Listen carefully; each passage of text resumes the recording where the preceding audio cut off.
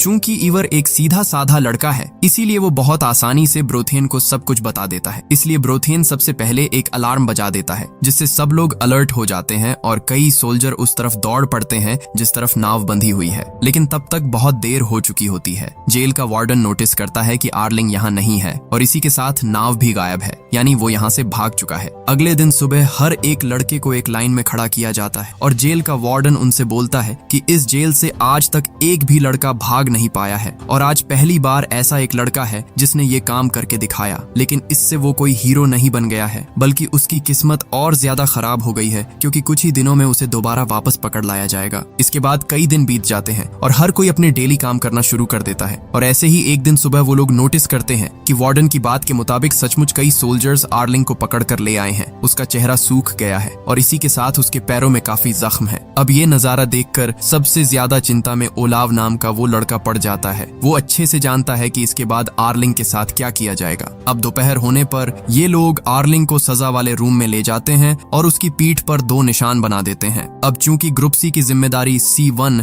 यानी ओलाव नाम के लड़के के पास थी, इसलिए उसी से ये सजा दिलवाने का काम करवाया जाता है। वार्डन ऑर्डर देता है कि वो आर्लिंग की पीठ पर दिए गए निशान के बीच में डंडे से लगातार मारता जाए और तब तक मारता रहे जब तक कि वहां से खून नहीं निकल आता। असल में इसी दिन के लिए ओलाव ने आर्लिंग को समझाया था कि वो उसके चले जाने के बाद ही यहाँ से भागने की कोशिश करे, क्योंकि वो आर्लिंग को सजा नहीं देना चाहता था। खैर, ओलाव को बात के मुताबिक ही काम करना पड़ता है। अब इस सजा वाले रूम से लौटकर आर्लिंग सबसे पहले ओलाव से बात करता है। वो उससे बोलता है कि तुम एक कायर हो, क्योंकि अपनी सेफ्टी के लिए तुम उनके कहे मुताबिक काम करते जा रहे हो। यहाँ तक कि ये भी नोटिस नहीं कर रहे हो कि तुम्हारे ग्रुप के एक मेंबर यानी ईवर नाम के लड़के पर कितना टॉर्चर किया जा रहा है। और यहाँ आर्लिंग बताता है कि कैसे ब्रोथेन ईवर को लॉन्ड्री रूम में ले जाकर उसके साथ गंदी हरकतें करता था और इसी वजह से ईवर हमेशा उदास रहता था और अपना काम बदलना चाहता था। यहाँ तक कि उसके हाथ काटने के पीछे भी यही वजह थी। अब ये बात सुनकर ओलाव एकदम चौंक जाता है, क्योंकि इस बारे में वो कुछ नहीं जानता था। इसलिए वो सीधा वार्डन के पास चला जाता है और इस बारे में उससे शिकायत करता है। पर ये बात सुनकर वार्डन यकीन नहीं करता, इसलिए वो ओलाव को एक थप्पड़ मारता है और ये बात किसी को भी बताने से मना कर देता है। लेकिन ओलाव बिल्कुल भी चुप नहीं रहता। वो सीधा ईवर से बात करता है और उसे बताता है कि वो उसके साथ वार्डन के पास चले और अपने इस टॉर्चर के बारे में सब कुछ बताए, क्योंकि उसके बोलने पर ही वार्डन इस बात पर यकीन करेगा। लेकिन ईवर बहुत ज्यादा डरा हुआ होता है और